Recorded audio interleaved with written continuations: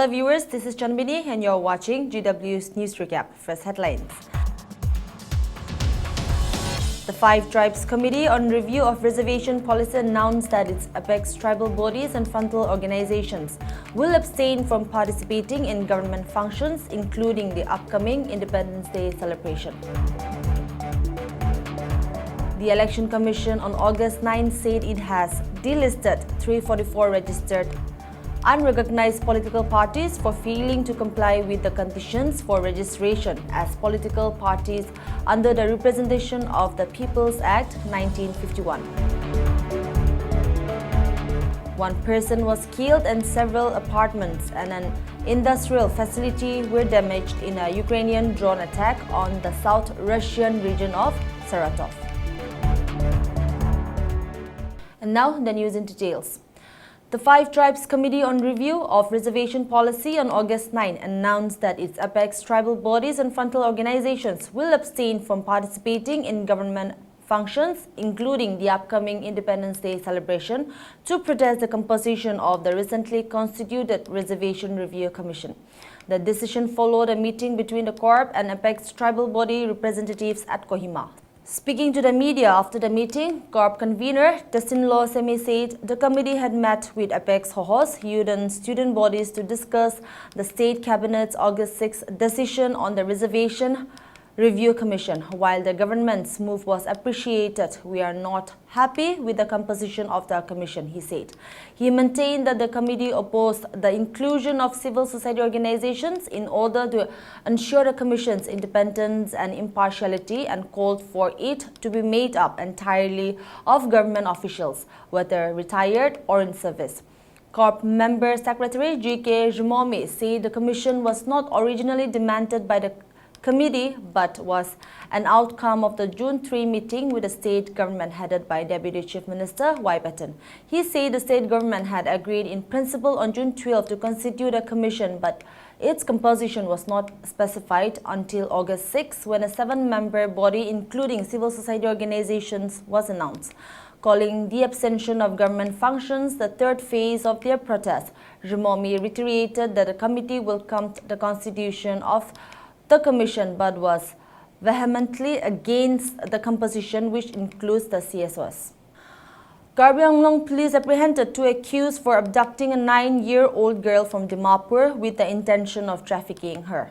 The 2 individuals, Nitu Nath and Pratima Rajbongshi alias Mumtaz Begum, both residents of Kachua Kampur in Nagaland district, were arrested around 6 p.m. from Rongnihang Pathar in Tipu. The duo had allegedly posed as tenants and abducted the child on July 3 from Rengmai colony in Dimapur, Nagaland.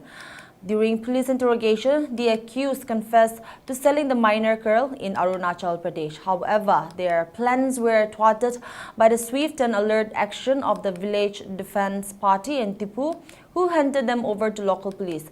Personnel from the Dimapur Women Police Station arrived in Tipu on August 4 and took custody of the arrested traffickers for further legal proceedings. Authorities in Karbi Anglong have praised the role of the VTP in rescuing the minor and averting a tragic crime.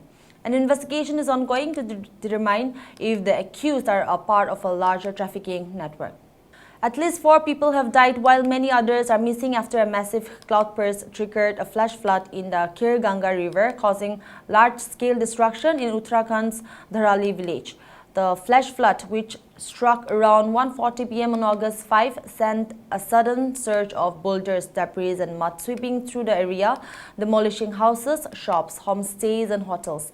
District Disaster Management confirmed that 4 bodies have been recovered so far. Officials said many people have been swept away in the deluge. Preliminary reports suggest that the sudden rise in the Kir Ganga rivulet was caused by a cloudburst in the higher reaches. The surge caught villagers completely off guard. Visuals from the site show wrecked structures, debris-covered roads, and panicked locals trying to salvage their belongings. The area remains cut off due to road blockages and broken communication lines. Chief Minister Pushkar Singh Dhami, who is closely monitoring the situation, has directed officials to intensify rescue efforts.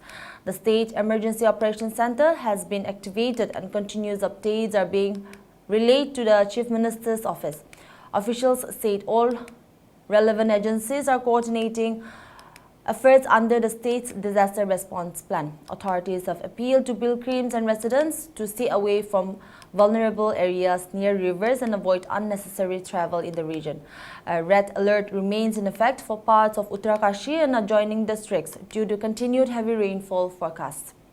The Election Commission on August 9 said it has delisted 344 registered unrecognized political parties for failing to comply with the conditions for registration as political parties under the Representation of the People's Act 1951. As per the Act, parties have to give details including names, addresses and details of office bearers during the registration and have to inform the Election Commission if there are changes in the details. The parties will also be delisted if they don't contest any elections for 6 years. In an order passed, the EC said these 334 parties were found to be non-existent at their registered address after a physical verification and had also not contested any elections since 2019. In June, the EC had asked the chief electoral officers of states and union territories to verify if 345 RUPPs were meeting these conditions. CEOs conducted inquiries, issued show cause notices to these registered unrecognized political parties and provided each party an opportunity to respond. 334 RUPP have been found not complying with the above conditions, an EC statement said. One person was killed and several apartments and an industrial facility were damaged in a Ukrainian drone attack on the South Russian region of Saratov. As per report, residents were evacuated after debris from a destroyed drone damaged 3 apartments in the overnight attack. Russian air defense units destroyed 121 Ukrainian drones overnight, including 8 over the Saratov region, the defense ministry said. It reports only how many drones its defense units are down, not how many Ukraine launches.